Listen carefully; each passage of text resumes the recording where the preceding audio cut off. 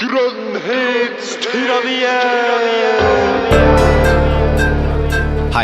du lytter til Grønnhetstyranniet, Norges grønneste podcast. Mitt navn Lage, og jeg din programleder. I dag så gleder jeg meg ekstremt mye til å få besøk av Glen Peters, en av verdens og Norges ledende klimaforskere. Han kommer opprinnelig fra Australia, så når vi snakker med han, så kommer det til å være på engelsk. Men det går bra, fordi engelsk ikke så vanskelig. Det litt vanskelig. Det litt vanskelig. Ei, Anna, der du. Og ved siden av meg så sitter Anna. Og det en annen grunn til at jeg gleder meg veldig til denne episoden, fordi at Anna har ikke på en måte vært min medprogramleder siden første sesongen av Grønnhetstyranniet, og det lenge siden, men nå sitter hun her i medprogramlederstolen og skal være med og snakke med Glenn. Anna, hvordan går det?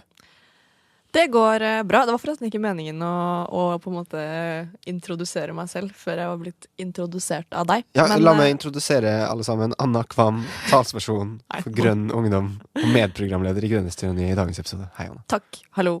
Nei, men det er veldig, veldig hyggelig å være her. Jeg synes jo det er kjempehyggelig å spille inn podcast. Jeg er litt spent på å snakke om klimaforskning på engelsk, både fordi at jeg ikke er forsker, og fordi at jeg ikke er så god på forskerspråk på engelsk, men vi skal gjøre et godt forsøk. Ja, det tror jeg kommer til å gå kjempebra, for jeg har vært i utlandet med det før, Anna, og der har du greid å kommunisere helt adekvat med både franskmenn og andre menn. Anna, dette blir gøy. Men før vi gjør det, hvordan går det? Hva tenker du på for tiden? Det går veldig bra. Jeg syns det går fint. Jeg tenker på mange ting. En ting jeg har tenkt på de siste dagene er den der, jeg vet ikke helt hva slags debatt vi skal kalle det, indianerkostymedebatten, urfolkdebatten, kulturell appropriasjon, som er noe jeg har lært meg å si. Og så har jeg ikke sagt noen ting om det, for først ble det jo masse debatt om Siv, og så ble det masse sånn tull om debatten, og debatt om debatten, og folk syntes det var teit at vi diskuterte det kostymet, både fordi at man mente at det ikke var en viktig debatt, og at folk var overfølsomme, og fordi man heller ville diskutere andre ting, om klassisk whataboutism. Og jeg kan på en måte forstå at dette her er en debatt som det er lett å tulle med den, og det er lett, i hvert fall nå, når vi er i en tid hvor vi skal diskutere og liksom forhandle fram et statsbudsjett, at det er mange andre ting som enkelte kanskje er mer interessert i å diskutere, men så kom jeg fram til i går, etter at den debatten nå har vart i en sånn 4-5 dager, og egentlig beveger seg ganske langt fra utgangspunktet, som var Siv Jensens høstfestkostyme i Finansdepartementet, til noe større og viktigere. Og også etter å ha hørt debatten, så mener jeg at debatten i seg selv har gjort debatten viktigere, på en måte. Fordi jeg synes det har vært dypt fascinerende, egentlig, å bare observere hvor mange, eller hvor stor del av det som man må kunne si liksom er majoritetsbefolkningen i Norge, hvite, ganske privilegerte mennesker, som bare tar helt av. Det er ingen grenser for hvor stor kostnad man får det til å virke som det er, og for eksempel bare velge vekk et kostyme på en fest. Ja. Jeg synes det har synliggjort at det står dårlig til hos deler av vår befolkning, også særlig de som tross alt sitter med makta her i landet, med nettopp forståelsen av makt. Og at det er noen av oss som har noen privilegier, og kanskje besitter en form for makt bare i kraft av ikke å tilhøre en minoritet, som bør være kanskje litt, at vi bør være litt mindre overfølsomme på kritikk og tilbakemelding, da. Ja. Det er interessant, for jeg kan på en måte skjønne litt av denne whataboutismen, da, fordi at det jeg opplever for eksempel at ofte så går det en diskusjon blant liksom progressive politiske krefter om hvordan man på en måte skal demme opp for populisme og på en måte radikale partier på høyresiden kanskje særlig. Og den diskusjonen har ofte liksom der er jo et gjengående tema er at sånne her holdt på å si, verdi- eller identitetsdebatter kanskje kan på en måte ødelegge for å gjøre framskritt i økonomisk politikk, for eksempel. Det jo en idé om at liksom nesten en sånn liksom konspirasjonsteori om at hvorfor vil Siv Jensen på en måte ta på seg det her kostymet nå? Det kanskje for å på en måte ta oppmerksomheten vekk fra et statsbudsjett som dårlig med tanke på økte forskjeller i Norge, et statsbudsjett som på en måte som rent økonomisk og liksom materielt vil gjøre livet verre for veldig mange, men så flytter man debatten over på en sånn her ting som mange, på en måte vanlige folk da, om man kan si det, i majoritetsbefolkningen synes det bare tullete, ikke sant? Men det nettopp det, ikke sant? Og det nettopp, syns bare tullete, og her vi ved kjernen, ikke sant? Fordi at når du i stand til, eller når du automatisk definerer dette som tull, da, når du ikke får en reaksjon eller får et ønske om å ytre deg på noen annen måte enn å på en måte lede vekk, så det som bildet på den dårlige maktforståelsen. Det at så mange syns at dette bare på en måte morsomt og tull, et bilde på at vi ikke forstår hva som ligger bak den kritikken hun mottar. Men jeg skjønner også ditt poeng. Ja, for ditt poeng at vi gjør nettopp ikke det. Og da må liksom, ideen at da må liksom på en måte progressive krefter må forholde seg til at folk ikke forstår. Og derfor må vi på en måte ikke reagere på ting som vi egentlig burde ha reagert på, fordi vi skal på en måte lokke folk med på et prosjekt ved å ikke ha sånn identitetspolitikk som en lynalder. Og det jo forferdelige ting, men jeg forstår liksom det strategiske elementet i det. Ja, jeg forstår jo også det, og jeg også kan jo på en måte selvfølgelig rive meg i håret over at vi for eksempel har en helt sånn merkelig debatt i beste sendetid på Dagsnytt 18 om liksom detaljene i en sånn merkelig diskusjon om liksom nøyaktig når det greit at et hvitt menneske bruker en sari eller henna-tatoveringer eller fletter håret sitt, og nøyaktig når det ikke greit, og når tibetanere kan kle seg ut som argentinere, og når indianere kan kle seg ut som jeg vet ikke hva, en sånn veldig sånn merkelig og det var sikkert tid som kunne blitt brukt på heller å for eksempel diskutere i hvilken grad man i statsbudsjettet legger til rette for at urfolk også i Norge for eksempel kan få bevare sin kultur. Men når alt det sagt, og vi på en måte enige om at ja, kanskje så var det til og med en tanke bak å poste det bildet av det kostymet og henlede debatten og på andre ting. Jeg tror kanskje ikke egentlig det var det. Jeg for å være helt ærlig så tror ikke jeg heller det. Det tror jeg ikke. Jeg tror bare det var det bare skjedde. Men jeg kan også være enig i at det var et dårlig tidspunkt, og at det kanskje også finnes argumenter for at den debatten har noen nedsider, men når vi først nå hadde den debatten, da, så det tross alt første gang, men jeg på en stund, at man har en diskusjon som i så stor grad viste hvordan det tverrpolitisk fra representanter for majoritetsbefolkningen kom en sånn kollektiv latterliggjøring av det jeg mener en helt legitim tilbakemelding på et kostyme, så det ikke sagt nødvendigvis at de som kaller liksom Siv Jensen liksom for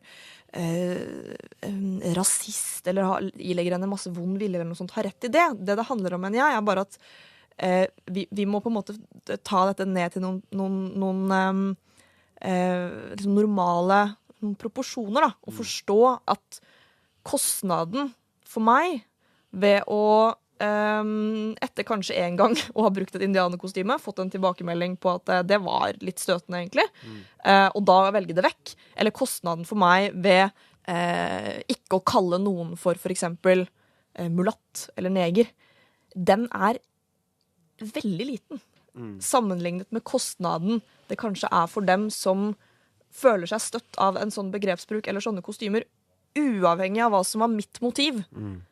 Uavhengig av om mitt motiv var fullstendig harmløst da jeg tok på meg det kostymet eller ikke. Det jo bare at kostnaden veldig liten, og så tror jeg kanskje at grunnen til at folk hisser seg sånn opp da, at de føler at de blir avkrevd å gå på tå hev, og føler at de blir avkrevd aldri å gjøre en feil. Og poenget mitt ikke at folk ikke kan gjøre feil, eller at folk ikke kan bruke et feil ord i en feil sammenheng, eller gjøre en skikkelig bommert, det kan alle gjøre. Men det den der den der grenseløse indignasjonen når man får beskjed om at man har gjort en feil, som så merkelig. Man kan jo bare ta en tilbakemelding, og så vurdere å endre adferden sin, liksom. Det egentlig bare vanlig folkeskikk. Ja, nettopp. Det bare vanlig folkeskikk, ikke sant? Hvis du er jo min venn, ikke sant? Og hvis du, min venn, hadde si at jeg brukte en eller annen sånn morsomt kallenavn på deg, som jeg synes var morsomt, og som jeg synes var koselig, og som jeg bare mente godt med å si til deg. Kanskje du oppfattet det dårlig, fordi du hadde noen assosiasjoner til det kallenavnet. Og hvis du da som venn hadde bedt meg, Anna, kan ikke du bare slutte å bruke det?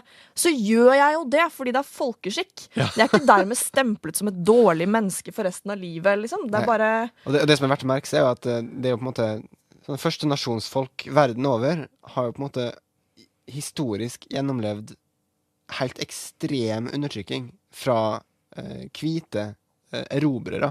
Så det er jo liksom det er litt som å det er liksom hvis du går inn i en heis, og så treffer du en person som har fått liksom noen har stått med hammer og hamret på føtteren til denne personen hele denne personens oppvekst.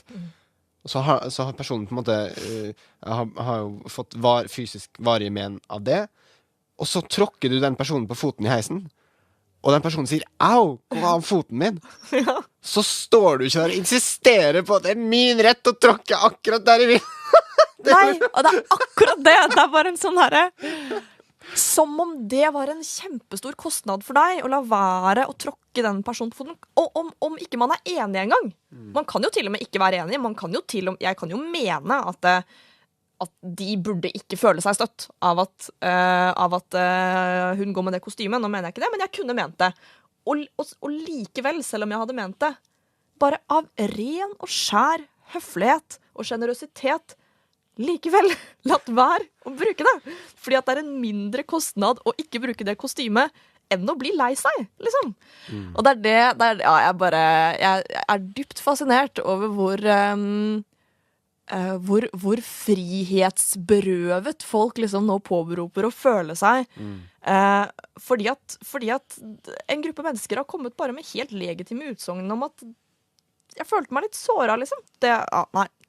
Jeg måtte bare ha en liten rant om det, selv om jeg også skjønner at dette er enkelt og greit og liksom, eller det er lett å tulle med det og liksom gjør litt narr av den debatten, så har den vist fram noen problemstillinger som er reelle og viktige å prate om på et eller annet vis, selv om vi sikkert ikke prater om det på en optimal måte da. Enig. La oss si at det var vår versjon av den debatten, og så snakker vi mer om klima. Fordi det elsker vi å snakke om. Ja, vi gjør det. Og nå blir det på engelsk, folkens. Det er Lage og Anna i samtale med seniorforsker ved CICERO Senter for klimaforskning, Glen Peters. Enjoy.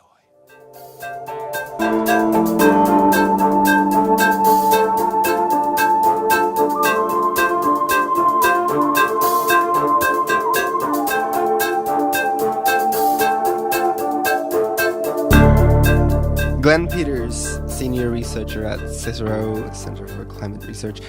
Welcome. Thank you. It's great to be here. It's an honor to have you. I've been a fan for some time. I follow you on Twitter. I recommend everyone interested in climate science to do so, because you'll get, the facts and whatnot, I guess. I'm guessing. Maybe we'll figure out if they are the facts in today's episode. But today's theme, I guess, is going to be hope, in a sense. It's going to be, they say, where there's life, there's hope. And there's probably always going to be some hope somewhere, but maybe science can inform us as to whether the hope is really warranted or not. So that's the big question. Can we hope when it comes to saving the climate, or rather saving civilization from climate collapse? And so that's the big question today, and we'll see if we can figure it out. But before we delve into the nitty-gritty science, I just want to figure you out a bit. You're a climate scientist, the infamous climate scientists. Who are they? How did you become one? And what is it? Is there an initiation ceremony there? Like, what is it to be a climate scientist? It's actually pretty easy, really, and nothing special. It's just like a normal job. No secret initiation sessions. I don't think you get a secret badge or have to join up, or no special handshakes. And for me, it was just sort of, in a sense, luck that I ended up in this field. And I'd say with many people, they just by chance follow their career path and at some stage end up, I'm a climate scientist. What kind of science did you do before that became your career? Yeah, so my background, I studied in Australia. I'm from Australia. I studied maths and physics mainly. They were my core interests. Probably more so interested on the, let's say, astrophysics, astronomy, that sort of, stellar stuff. Mm-hmm. But decided not to sort of pursue a career in that because I thought, it'd go nowhere. What can you do to the world if you know how the stars work, in a sense? So, I don't know, build Death Stars. No, make civilization on Mars, maybe, or something. Yeah. I guess. Well, cool. And so maths and science, and how does that connect to climate? So one good thing about maths, because I have a background in maths, I can be highly biased, but it's quite a versatile background. It gives you a set of tools, basically, and once you know how to do maths, you can go do physics, or you can go do, I don't know, anything really. So it's quite easy to adapt to other things. So maths is a nice, solid, general background, and then you can sort of specialise after that. And so I, sort of on the maths side, I was more on the physics, astrophysics, let's say, side, relativity, that sort of stuff. My PhD was more in environmental engineering, groundwater contamination, and now I work on different stuff again. So it's very easy to adapt. It's the same set of equations, numbers are the same. Why did you even get into that? Like, do you remember when you was a kid, just started thinking about maths one day, or? I'm not quite sure. So when I was young, let's say 12 or under, 15 or under, don't recall at all being good at maths or so on, just the average. At some stage, I guess I was a little bit of a devious kid. I'd sit in the back row and, be the one throwing paper forward or something like that. But in maths class, me and one of my friends, for some reason, were both good at maths, and we sat in the front row, which I'm not sure how that came about, but it became, I guess, when I was 15, 16, 17, that I was quite good at maths, and just followed that path into university. I don't know how it works in Norway with the entry to university. In Australia, you have some sort of score that you get at the end of school, and depending on your score, then you can do different courses. So if you get a really, really, really high score, you're 0.1% of the country or something, then you can go on and be a doctor or a vet or something. So I had a decent score, not a really high score, not high enough to be a doctor or a lawyer or something like that, but certainly way, way over what you needed to do maths or science. So, so it's sort of interesting, the choices that you sort of make along the way. So I really chose one that I was interested in over one that would, I don't know, have status or career or whatever. Who would do maths if they wanted to have some career?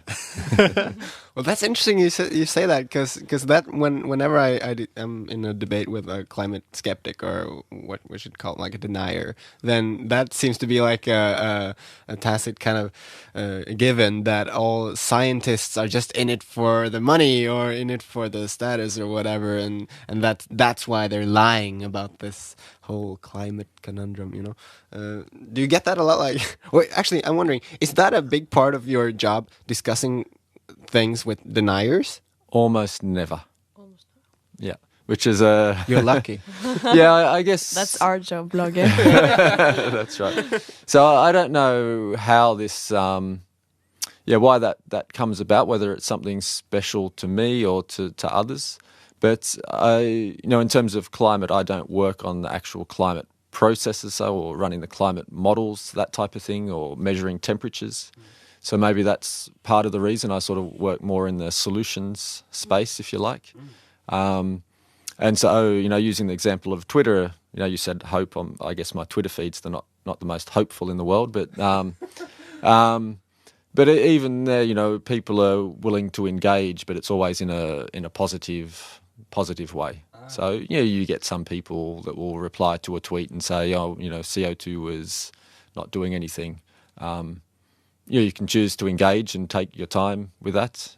Generally, if they don't seem serious to me in terms of wanting to learn or discuss, then I'll just ignore it.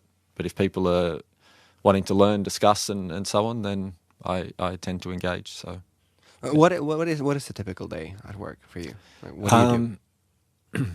Emails, I guess. So there's a nice science connection to this that someone tweeted the other day, which I thought was quite funny. So, with the carbon cycle, which is something I work on, you have sources and sinks, and they have to balance. The source has to equal the sink, Can you explain what the carbon cycle is? So the carbon cycle is, so we emit carbon dioxide into the atmosphere, from fossil fuels, from industry, from deforestation. And that goes up into the atmosphere, and then the ocean and the land, the sort of natural processes take up some of that carbon. So around about half the carbon remains in the atmosphere, another half gets taken up into the land, and another half into the ocean. So it's a very interesting part of the climate system, very important part of the climate system. And, for example, we know when there's El Nino events, so when it's dry in the tropics, hot and dry, then the land sink isn't as strong and more carbon stays in the atmosphere. And so then you can sort of start to extrapolate a little bit, and you would expect that as temperature warms over the century, then the carbon cycle will be less efficient at taking up carbon. So there's big feedbacks. But the good thing about the carbon cycle is it's balanced. What goes out must go in that sort of way. And so it's the same thing with emails, if you think about it. And so someone tweeted that, I sent 30 emails today, but I received 80. Yeah. Who is the source of emails? And it's the same with me, like, who sends all these emails? So there's someone out there that's sending a lot more emails than they're receiving. We need to find that person. All right. Okay. Well, that'll be the next big project after we solve climate change, I guess. So let's talk a bit about climate science specifically. What do you say? Well, if you just told me that you don't really debate with them a lot, but what do you say if you come in a conversation with someone claiming that there is no consensus on anthropogenic global warming, or that consensus is irrelevant? Like, a lot of people will go on with this, like, it doesn't matter what they all experts say, they might be wrong, which is, I guess trivially true, but what do you say about consensus? Yeah, so I should have prepared maybe for this question a little bit better, but it's something, like on the Twitter stream, it's something that doesn't really come up much in my day. Like if I'm at a meeting or if I meet people or whatever, there's not usually any would be, let's say, skeptical of the science. And if they are, they're mainly interested in telling you their story and not really listening. And in that case, you sort of, I guess, listen and nod and smile and don't necessarily try and engage with them if they're not willing to engage. But it's, sort of when I guess I just try and explain the sort of science as I understand it, that there's, multiple strands of information and you can look at it at different levels. Do you want to look at the link from emissions to carbon dioxide in the atmosphere, where it's much easier to attribute, or do you want to look at temperature change in a particular region in a particular year or whatever? And, then uncertainties are larger. So you sort of try and find a way that you can engage with them and, keep the debate a discussion in a sense, not going too far, sort of seeing how far you can sort of take them along the chain. But what is it that climate scientists all agree on, and what is still in question? So certainly we agree on the big picture, the big processes, the overall direction and so on. It depends also if you want to look at experimental observations, for example, and there's not much disagreement. Right. or if you want to look at modelling and simulations to 2100 and so on. You know, there's different levels, but the core processes are well understood, so it's arguing about details. And so a good example of that is looking at temperature observations. So there's, 3-4 different global data sets now looking at global temperature observations. It's actually a little bit complex process to figure out what the global average temperature is, because you have thermometers, if you like, temperature measurements in unusual locations, sometimes close to a city that's grown. There's not much measuring stations in the Arctic or in the Antarctic and so on. So you have to go through this processing to get a global average. And different modelling groups go about that in different ways. And, you know, they might get the temperature increase since pre-industrial times, whatever that is, to differ, 0.1 degrees or something in their data set. One data set will say it's 0.9 degrees, one data set will say it's 1 degree higher than pre-industrial, one will say it's 1.1 or whatever. We can describe why there's differences in those data sets, so we understand this one's lower or higher because of this, that or the other. But then you might have, let's say, a good, hearty discussion, scientific argument, if you want, for what's the best way to include, for example, the Arctic in a global data set. So it's those sorts of details that people, or scientists, let's say, would, in quotes, argue, not necessarily arguing, of course, but it's more of a discussion, different scientific opinions and so on and so forth. But everyone agrees that humans are causing trouble in a way. Yeah. And sort of coming back to the consensus, there's this sort of famous paper that said 97% to scientists. I wasn't so much of a fan of that paper. And I guess there's several reasons. I don't necessarily think they were measuring consensus. I'd say in reality the consensus is probably higher on the core processes. But I don't know that you sort of gain anything by going through that process by, I guess, you could use smoking as an example. People still smoke even though the science is clear, So, and there's many other examples. So, that sort of framing doesn't necessarily help so much. So I think there's, you're better off to put your resources in other places maybe. One of the things, when I look for sources of hope, because I'm often quite, pessimistic. Quite pessimistic. I think that's a consequence of debating these issues in Norway, I guess. I mean, people aren't really doing... So I guess pessimistic versus realistic, you could get into sort of different wordings of whatever. And some people say that I'm a little bit, negative or pessimistic or whatever. But then you could also think of that as scientific, looking for the problems and so on and so forth. That's my job. Yeah. So that can come across as pessimistic, even though you might not be pessimistic in other things in life, let's say. Right. But either way, when I look for hope in science, sometimes I look for hope in that there maybe isn't 97% consensus on some issues, like for instance the matter of climate sensitivity, which is how sensitive is the climate system to our emissions. What happens what happens when you double the amount of carbon in the atmosphere? How would the Earth react, and when would the temperature thresholds be exceeded and stuff like that? There's debate there, right? Isn't that like one of the most debated areas?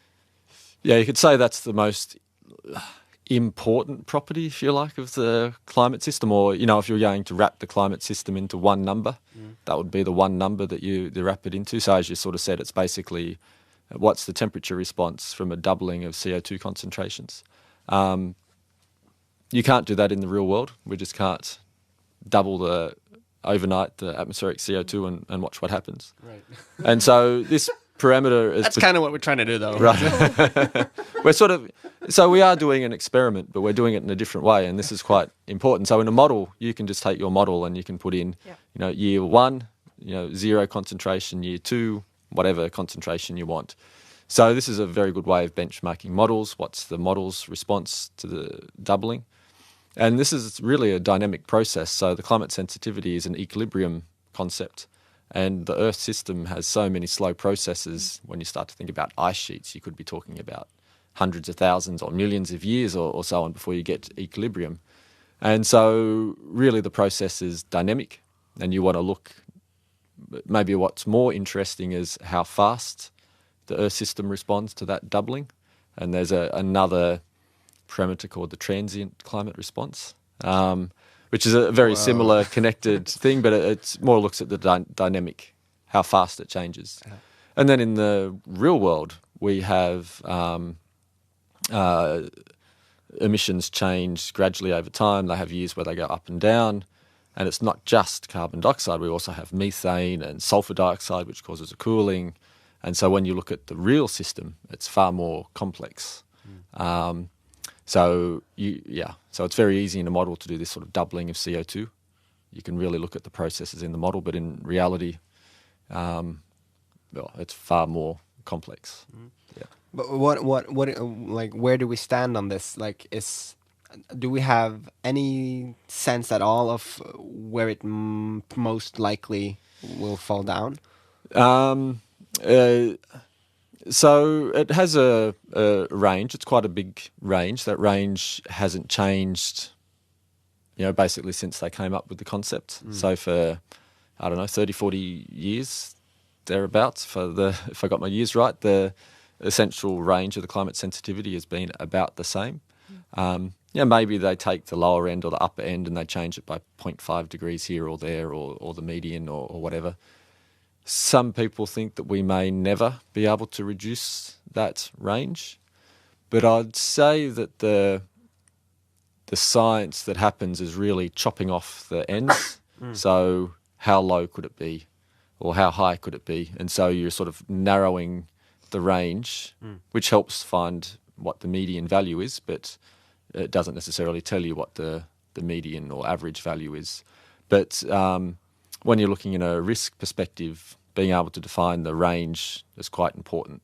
So knowing the distribution much better is maybe more so interesting than knowing the actual value in the system. So I'd say most science sort of tends to, clip the ends to try and better define the range. What is the range now? 1.5 to 4.5, 2 to 4.5 degrees per doubling. I should know this better. So AR5 had a slightly lower end on the range. That might be revised again. It's so a bit of context here in the real world. We had this famous hiatus period or pause or whatever you want to call it. So in 1997 we had a very hot year, and then after that temperatures were lower than that very hot year and sort of were flattish for a 10-year period. And some people like to point this out to say, look, global warming's not happening, et cetera, et cetera, et cetera. But then in the last 5 years in particular, temperatures really shot up. And if you do a more detailed analysis and look over time periods, just don't pick 1 year, then there's a pretty clear trend. And also in the past, you find these flattening out periods. It's just a decadal variability. But some ways of measuring the climate sensitivity based on observations may be affected by these variations in decadal variation. So if we have 5 or 10 years of very warm temperatures, then maybe observational-based techniques will come up with a slightly higher sensitivity. So maybe we'll clip the range a little bit better at the bottom end. But I think that we have to be aware that there's a range. When you do, let's say, scenario analysis of the future, you can incorporate that range. Look what happens if the climate sensitivity is high or low. And the uncertainty, now there's good arguments that if the uncertainty is there, there's a range there, then the need for action is even stronger, particularly if you've got what's called a long tail. So the uncertainty at the high end is large, let's say, then that would mean you would want more action to make sure that you don't get those catastrophic events.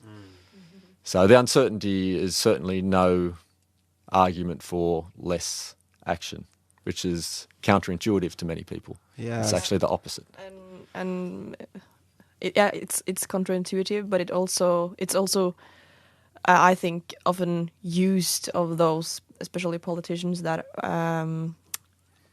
aren't really interested in doing what is needed, and when they are hearing that there's some sort of uncertainty, they use that to create doubt of whether it's necessary to do anything, or whether it's necessary to do it now, and that's really frustrating, and it makes it really difficult, I think, to know in which way we should communicate this, because some things we really need to communicate that is certain. For example, that the impact on the atmosphere and what the carbon does to the atmosphere is caused by humans, but also that some uncertainty also is a call to action. So that's, I think, is a really interesting point. Yeah, and because the minister, what do you call it? The oil minister, the oil and energy minister, the energy minister. Yeah. When he heard about what we're going to talk about next, let's just talk about it now. When he heard about a new scientific paper recently came out, we mentioned it in the last episode, which was. It seemed to conclude that keeping global warming below 1.5 or below, or well below 2 degrees Celsius is still physically possible. It's like the carbon budget associated with these targets isn't blown yet. Physically, seemed to be the conclusion of this paper. And when he heard about that, the Minister of the Oil and Energy, he went out and was like, "Yeah, well, told you so. There's some uncertainty here, so we can just keep on drilling." And which is not good, right? It's not the way we should understand this paper. No, so that's when Anna was talking, I was thinking about that exact interview where he said that, and that plays perfectly into the narrative that they have. We've been saying there's uncertainty, and this just confirms what we've been saying. It's proving us right. So he was very sort of smart the way that he sort of flipped it around. Yeah. So he's the study shows that we were correct, type thing. But it comes back to and maybe just take a step back. Maybe, let's say, the climate community or whatever needs to think much more carefully about how they talk about uncertainty and embrace uncertainty instead of saying there is one number or there's a lot of certainty. Then it comes to, shoot you in the foot. So everything can backfire anytime. Right. Yeah. So you need to embrace that uncertainty. And if you embrace that uncertainty, I guess like we were talking about the climate sensitivity, there's a range. We expect that range to stay around forever. Let's say there's, I don't know, just to pick a number, let's say there's 50 studies and they sort of fall in the range. And then there's a new study that comes out, which is, in this case, it's the budget was high, but let's say it would say the climate sensitivity in a way, not necessarily directly the case, but I shouldn't say, I won't say it. Sort of it has a larger budget, which is at the end of the range, let's say, but it's one estimate out of lots of estimates. If we didn't have those sort of those estimates came out, then our range would be narrower, let's say.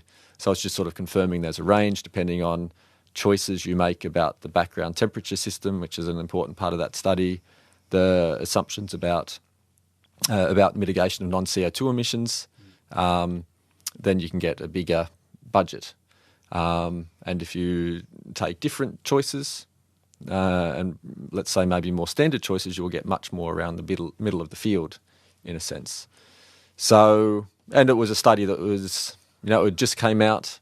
It's not really been sort of gone through the process that science goes through where people argue about it and disagree and agree and find problems and find solutions and so on.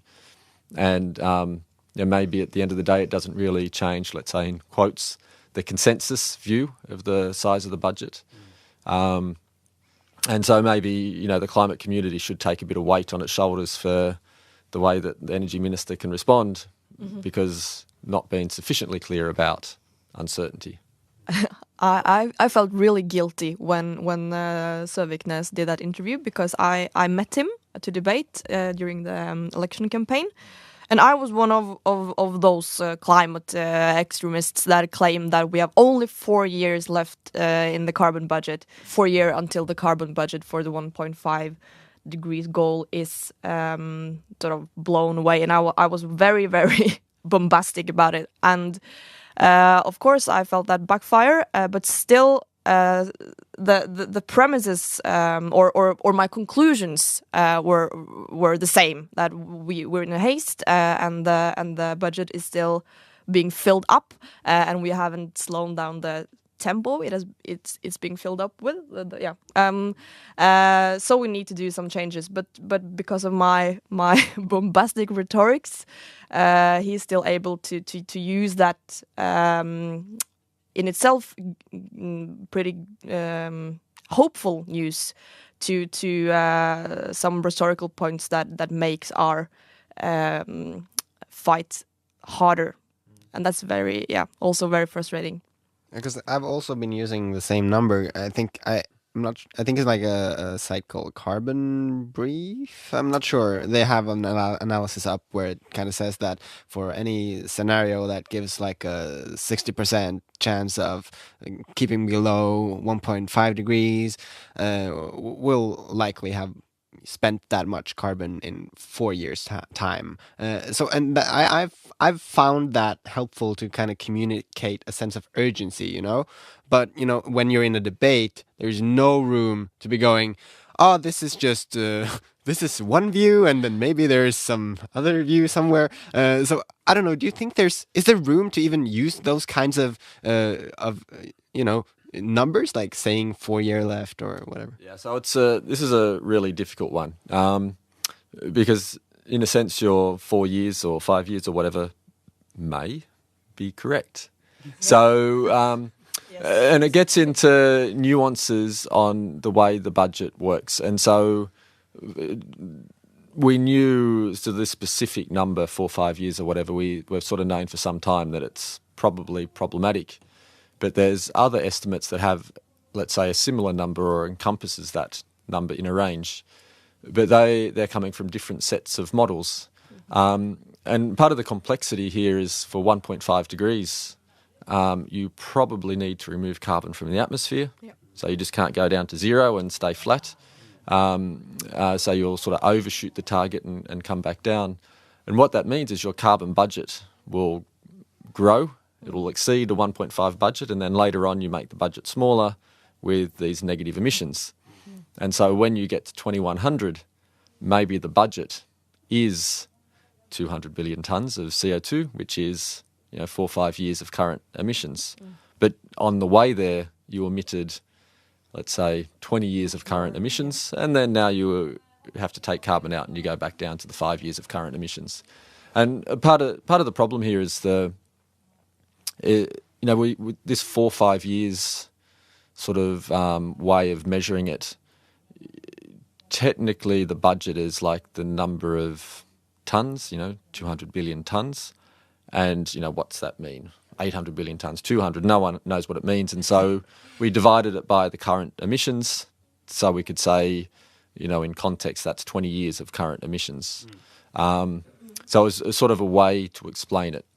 But so this is a part of the problem, is this budget concept has many of these little nuances, such as you can exceed the budget and then come back down, or the budget will change depending on assumptions about methane emissions or about local air pollution. So SO2, sulfur dioxide, cools climate, and we want to mitigate that because it has health impacts. But when you take away the SO2 emissions, sulfur dioxide emissions, then temperatures will increase. So you have these sorts of issues. So you could exceed 1.5 degrees if we cleaned up all the air pollution in the world tomorrow. Then we could shoot up to 1.5 quite quickly. Yeah. And this gets into discussions of geoengineering, so could we take away the SO2, sulfur dioxide, and put sulfur into the atmosphere to have the same effect, but without the local air pollution? And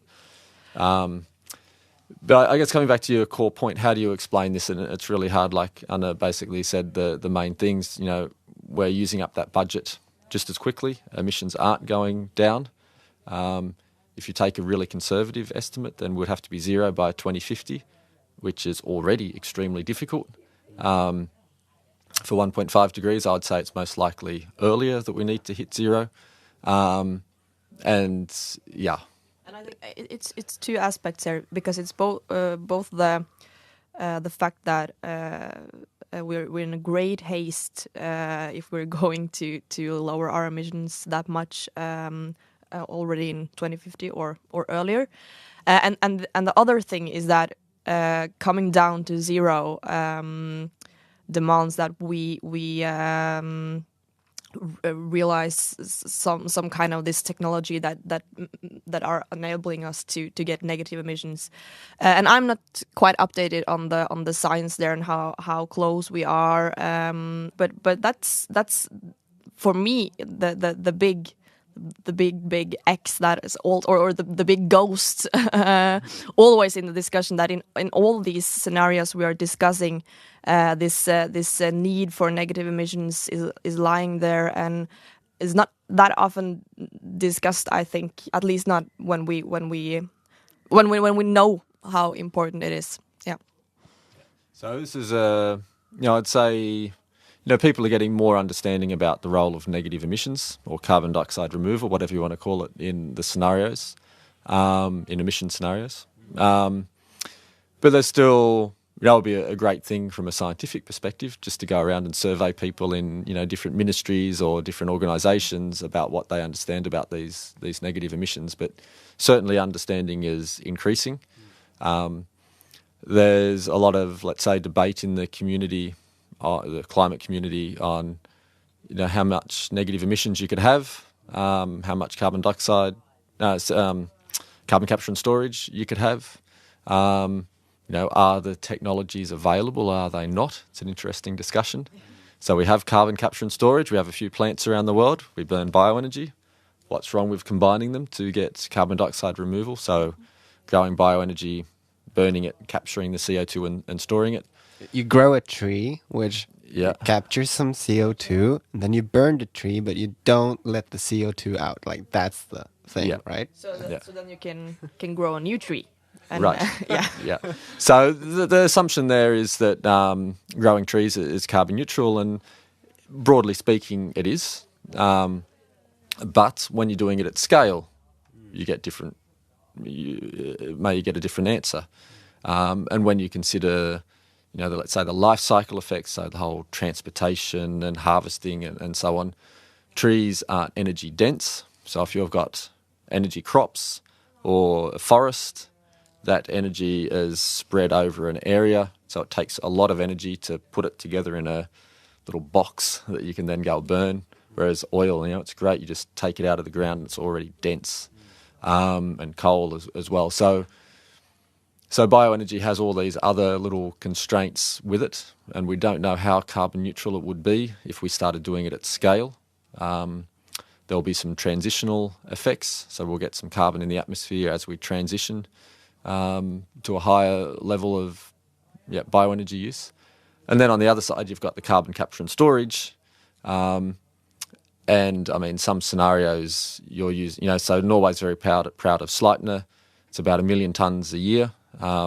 Which is an oil rig where we pump, or this gas, right? Where we pump the emissions down into the well again? No? Yeah, so basically it's a gas field and the gas comes up, but the methane has quite a lot of CO2, carbon dioxide mixed in it. And to sell to market, so contract, Statoil has to remove most of that CO2. So Statoil has to remove the CO2 from the methane stream. And you could say the tax in Norway means that it's worthwhile for Statoil to put that back in the ground. So they take the CO2 off the methane and store it actually underneath the field, in another field. It's about 1 million tonnes of CO2 per year, and it's I guess one of the star examples of carbon capture and storage around the world. So that's one facility. Many of these scenarios, we're talking tens of thousands of these facilities. So you got this scale question as well. So yeah, sure. Can we have carbon capture and storage? Yeah, we can have one here, one there. We can have one out at Clemetsrud. We can have down in the fjord at the other the cement and fertilizer plant. We can have them around the place, but I mean, that's 3-4 examples. We need 10,000 examples. So sure, maybe we can do it, but then getting to the scale, getting the transport network into scale, knowing that we can store it at such scale, I think that's where the big questions come in. And the policy incentives to, we've had the moon landing and that was expensive, didn't work. Yeah. In the EU and the UK, there's been lots of attempts to get carbon capture and storage going. It's been expensive, hasn't worked. So to get a policy system in place that electricity producers would, great, we're going to put carbon capture and storage on our whatever facility. I mean, you need carbon prices, $50, $100 a tonne, and then maybe they'll think about it. Yeah, because that's also the big paradox here, that we're having leading politicians in this country that in all their argumentation, they have this full-scale negative emission and carbon capture and storage as a premise for their conclusion. And their conclusion is often that we have more time than we think. And then when it comes to it, for example, in the budget that the government are trying to get support for now, they're not willing to use the money that is needed to keep going, trying to realize full scale carbon capture and storage in the 3 places in Norway where they are trying to make this work. But the gist of it is that there are no carbon budgets left in the models, I guess, where we won't remove a lot of CO2, no? So if you look at scenarios, and this is where you can get led a little bit astray by the science, let's say. So if you look at emission scenarios, so these are energy system models, so models of the global energy system that look at pathways moving forward and how we can get below 2 degrees. So just about all those scenarios use carbon dioxide removal. So for the 2 degree scenarios, the sort of numbers, there's about 120 of these 2 degree scenarios that have been assessed in the last Intergovernmental Panel on Climate Change, IPCC assessment report. So that's the big summary of all the science. So there were 120 2 degree scenarios assessed. 115 had carbon dioxide removal. Right. So there was about 5 that didn't have carbon dioxide removal. And so this sort of causes in a sense, the science, if you like, or our understanding of emission pathways to be biased. And it's not necessarily, they didn't go out and systematically try and look at how can we get to 2 degrees, for example, without using carbon dioxide removal. Okay. They just had all these default assumptions and the model just went and used carbon dioxide removal. And so you end up with all these headline numbers, things like, like emission reduction of, 50 or 60% by 2050 or 80% by 2050 or whatever. These things have embedded in it all these negative emissions. But if there was a bigger subset of scenarios that tried to get to 2 degrees without using carbon dioxide removal, then it would show you that we would need to be lower in 2050. It would emphasise a stronger role for, let's say, solar and wind, or reductions in energy demand through whatever measures and so on and so forth. So because the scenarios are stacked with this carbon dioxide removal technology, and many question whether it would work at scale, it means that we don't have enough knowledge on the other set of scenarios that have low levels of carbon dioxide removal. And that sort of biases the discussion, because there's nothing there, there's nothing to discuss. And I think that's a bit of a problem that we need to sort of address, into sort of fill out a lot more scenarios that span possible futures. And if you look at the world today, there's not much progress on carbon dioxide and storage, on carbon dioxide removal, a lot of progress on solar and wind and batteries and electric cars, and these technologies are really starting to take off. The technologies in the scenarios are not moving, and so basically there's a big divergence between where the world is going and where the scenarios are going. And so, I think the modelling community has to do much better at connecting with the realities going on in the world today. Doesn't mean that we don't need carbon dioxide removal, but it might affect the scale that we need it. So now there's sort of, I guess, been hopeful. Maybe if there's a new generation of scenarios which focus on the way things are currently moving, then maybe there's some more hopeful pathways forward that don't have the scary negative emissions and so on. But do you think the reason, why do they, when they model, make these assumptions that we need these negative emission technologies? That's not completely out of the blue, no? It's connected with the sort of sense that maybe we won't be able to have enough progress when just solar and just wind are... So I think there's an important distinction in thinking about how scenarios work and how reality works. And so in the scenarios, you're trying things out in a model. So you've got a model of the world and you make some assumptions and see how the world develops. One quite important thing that they do is they give the world a target. So they say, we're going to stay below 2 degrees. And then they ask the model, what would we have to do to meet that target, to stay below 2 degrees? And that model just pulls out whatever it can pull out to get to 2 degrees, and it does it in the cheapest way. So basically the models find in a cost-effective, cost optimization way that the cheapest way to get to 2 degrees is with these large-scale negative emissions. In the real world, that's not how we work. We don't have this long-term goal of 2 degrees. Well, we have this long-term goal, but that's not how things operate. We operate in election cycles and short-term and investment cycles of 5-10 years or so on. So we don't have in our, let's say, social political system, we have to invest really big in carbon dioxide removal now because we need it, a lot of it, in the end of the century.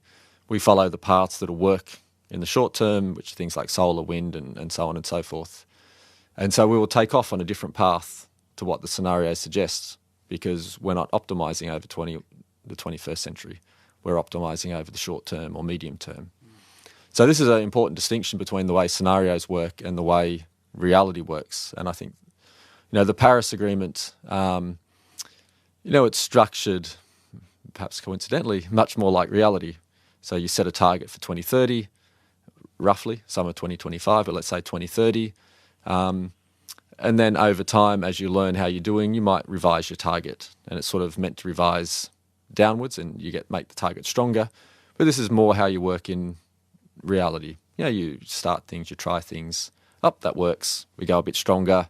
That works. We go a bit stronger again.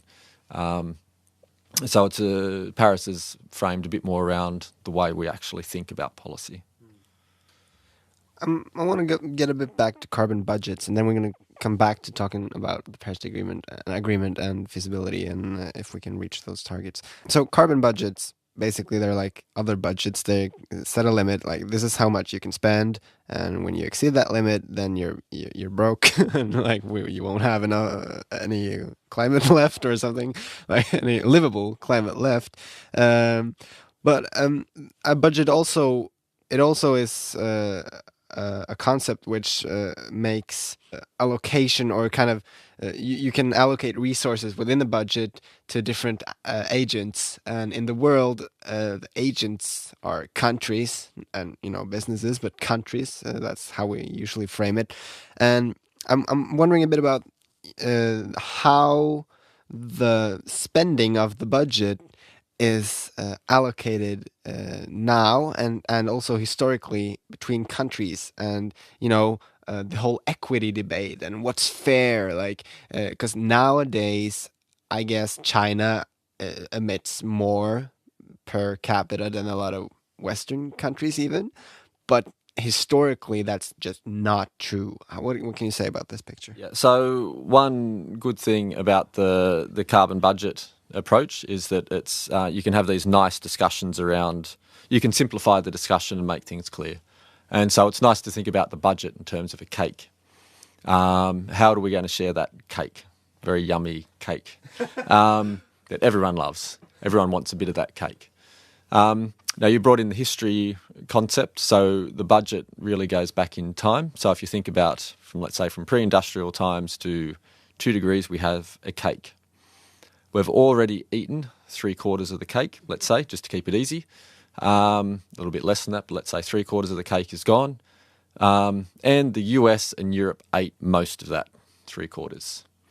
And now we only have a quarter left. You know, the US and the EU, Europe still have an appetite, so they still want to eat some of the cake. You know, sort of India, Africa, and so on, they're hungry, so they want some cake. So you have this sort of real, and the cake's too small in a sense to keep everybody happy. So you get into the, you know, there's no right answer on the way. You know, everyone will have a different view on how you share that last quarter of the cake. You can't, in a sense, even though let's say US and Europe have been, I don't know, in quotes, greedy in the past, even though they might not have known it at the time, they still have a need for more cake in the future. But then you've got the developing world that hasn't had enough cake yet, and they need much more of the cake. And so, you know, how do you fight out that sharing of the cake? It's a really hard issue. And you know, one of the reasons that I would say that 2 degrees is not really feasible, because you still have a big part of the world that in a sense is hungry. Yeah, I think the picture with the cake is very good, and it's easy to like visualize everything, because you can also say that we have eaten cake for some centuries now, and we have to start eating pizza instead. And we have like a quarter of the cake left, and the goal is that everyone that stops eating cake is starting to eat pizza instead. But most people in the world, they like at least still they like the cake better than the pizza, and it's easier to eat the cake than the pizza. And then we have many interesting questions, because what many of the other politicians we argue with says that if we stop eating cake, then China and India will eat cake instead. That's pretty much the deal. And then when we take this equity perspective, we could argue that it's more fair that India and China eats cake now, and that we start to try to eat pizza, even if it's hard. And then they can argue back what you said. We didn't know when we ate all that cake that the cake was limited, and we had to start eating something else at some point. And now we know, and it's better that China and India and Africa starts to eat pizza immediately, and then we can eat up the cake before we start to do it. But I think the most important thing to say is that a country such as Norway, we are very fit to be one of the first countries starting eating pizza, because we're rich. We live in a pizza shop, basically. Yeah. And we are yes. Stranda, the capital of Norway. And we're rich, and we're highly educated, and we have also eaten a lot of cake already. So I like that pizza. I've never heard of the pizza argument, but the pizza argument is good. So one problem with the carbon budget is the way that I framed it. You have the cake, there's a quarter left, and so we can't have, there's not enough food to go around in a sense. So it gives the image of limitations of, you know, people can go, oh, I'm not going to live back in a cave, that type of thing. But really, the carbon budget is about carbon. It's not about energy necessarily. Mm. And so if you explain that we're going to have to go from eating the cake to the much nicer pizza, then the pizza, you know, it's clean, it's green, it's renewable, it's got no local air pollution. Maybe the energy's cheaper with solar and wind the way they're going now. Electric cars, everyone that sits in them wants one, type thing. Much more nutrition in it. Yeah, so there's an alternative which is better than the cake. So as the cake gets smaller, there's something else which is growing, which is bigger and better. And so that's a nice actually way to transition away from one pie to another pie in a sense that's better.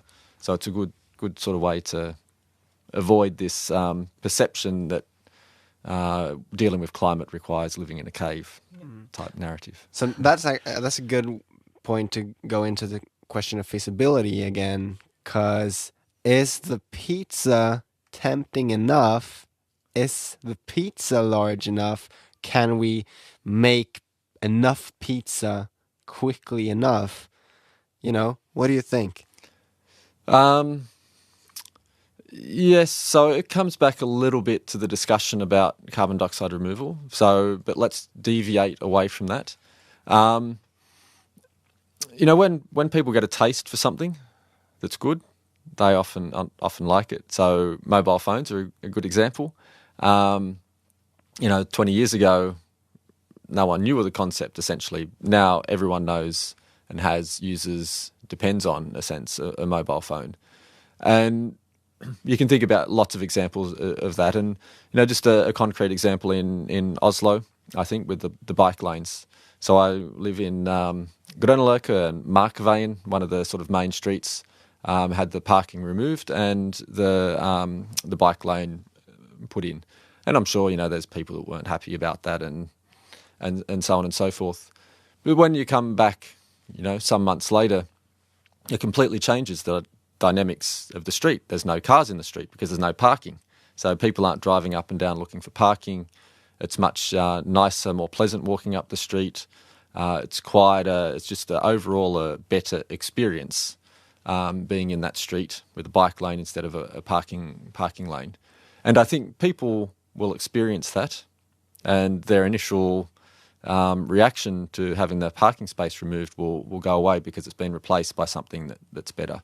And so I think when people start to get a taste for these sorts of things, or a taste for the electric car, or a taste for, I don't know, different ways of behaving, or having a holiday in Norway instead of Spain, or whatever, people may quickly change. And I guess that's one area for hope.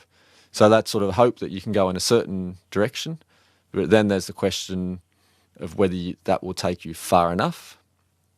And because we have really hard to mitigate sectors, say in industry sectors, say steel or cement or fertilizers, we have rice and that has methane emissions. You know, there will still be some people around eating meat, so there'll be some methane emissions and so on. Because we have some emissions which might be really, really hard to get rid of, we may need some negative emissions or carbon dioxide removal. So whilst all this stuff that is tasty and we're liking is growing, we also have to start developing, let's say, the infrastructure and the systems that would maybe remove carbon at the same time. So we need to sort of work on both sides. Yeah.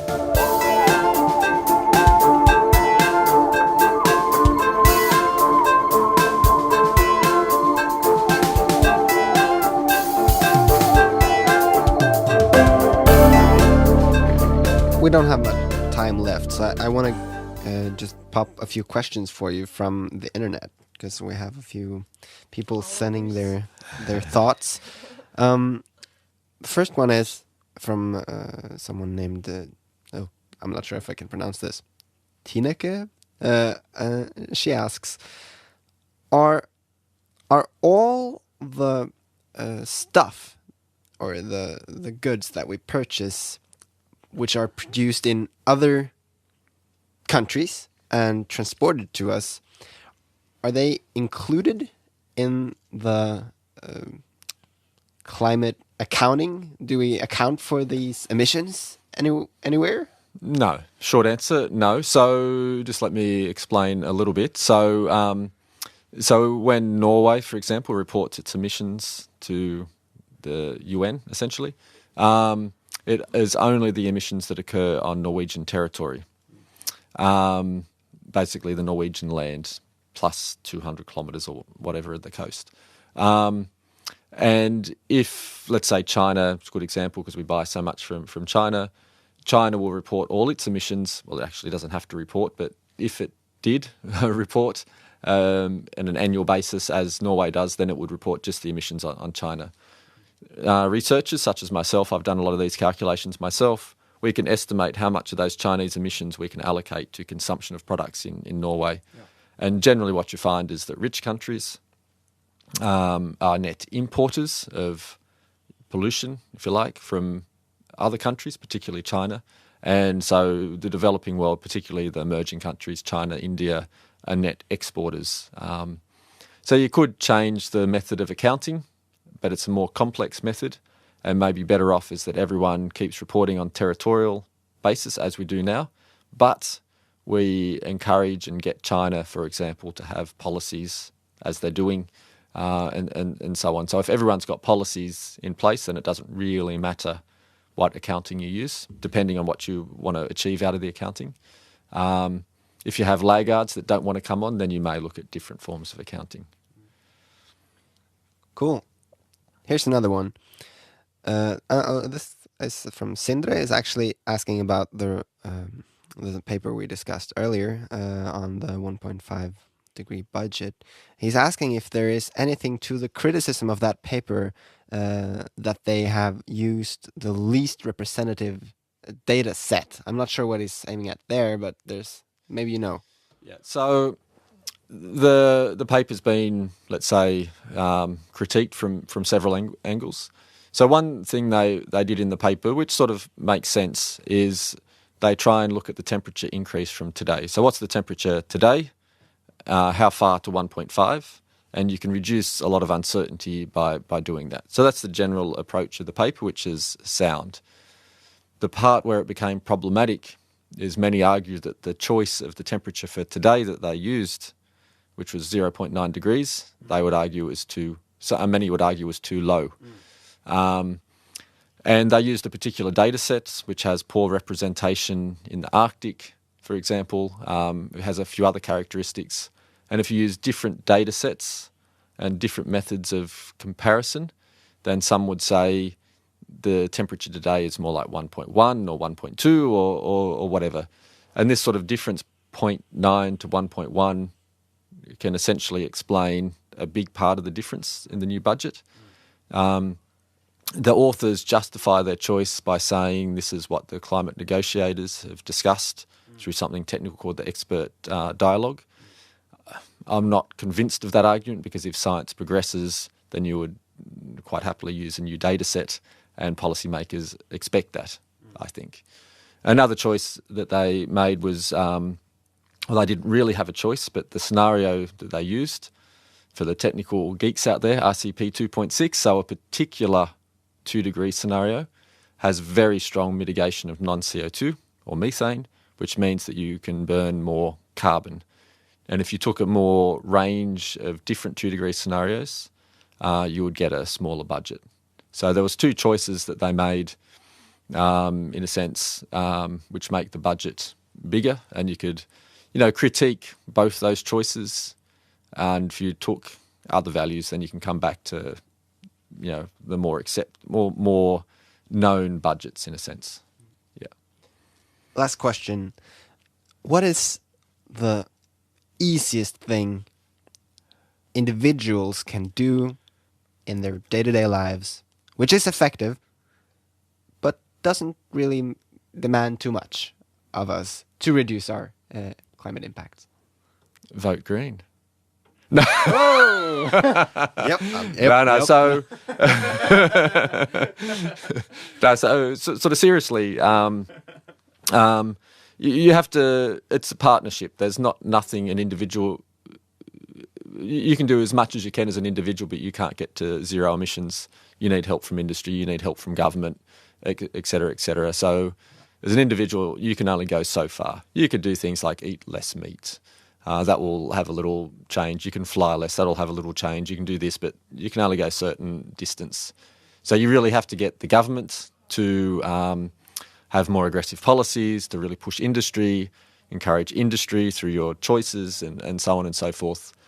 And so really, in a sense, the simplest way for the long-term solution is to encourage politicians to have more proactive action. So, be careful who you vote for. Anna, I want to ask you, after this discussion, are you feeling more hopeful or less hopeful?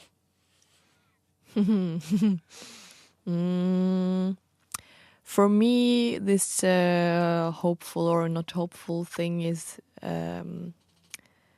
going up and down all the time. What what I find hopeful is that you also, Glenn, are confirming that the developing of new technology and battery technology to realize renewable energy in a bigger scale is moving forward very fast, faster than the models predicated some years ago, and that's the main core to hope for me. What I find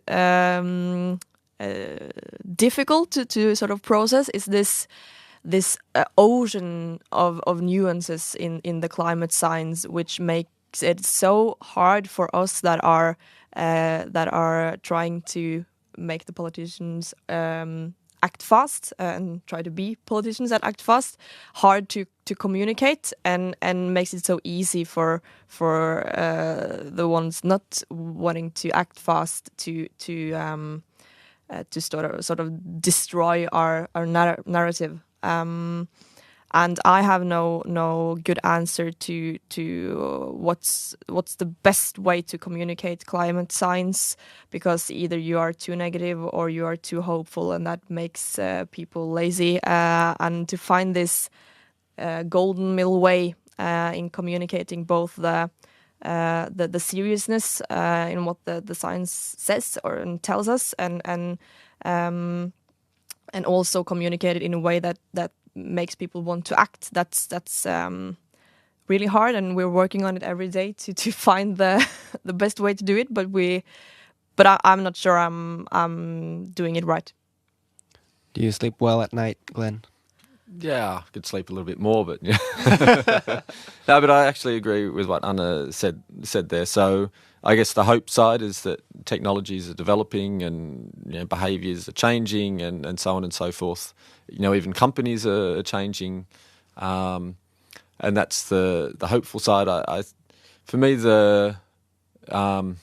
I guess the pessimistic side is that is not enough. We also have to stop burning fossil fuels. Yeah. So we have to essentially close down some existing infrastructure, probably, to stay below 2 degrees and so on and so forth. And I think that's the much harder part.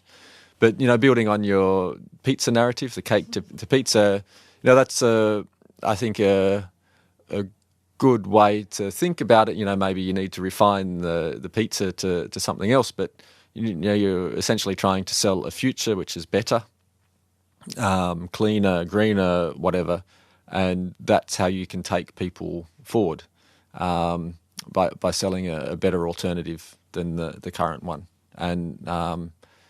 And yeah, so I guess that's where I'm hopeful. Anna, Glenn, I appreciate that you are alive. Thank you. Thanks a lot. It was great. Det var episoden. Vi i Grønnhetstyranniet, vi er tilbake neste uke, som vanlig. Vi er produsert av Miljøpartiet De Grønne og Grønn Ungdom. Lyd, klipp og musikk er det I som har stått for. Hvis du likte det du hørte, følg oss på Facebook, følg oss på Twitter. Gi oss en god anmeldelse på iTunes, og du kan også anmelde faktisk podcasten på Facebook. Og du kan sikkert anmelde den andre steder også. Hvis du vil skrive en blogg om det, kom igjen. Det hadde vært kult. Uansett, vi finnes på SoundCloud, YouTube og I alle podcast-apper. Hvis du vil ha tak I oss, så kan du nå oss på sosiale medier, eller du kan sende oss en mail på tyranniet@mdg.no. Ris og ros. Syns du engelsken var for dårlig, eller for kjapp, eller syns du vi burde ha invitert en eller annen spesiell gjest som du har lyst til å høre oss snakke med, så foreslå det gjerne. Og vi svarer på alle henvendelser vi får. Ha en strålende uke.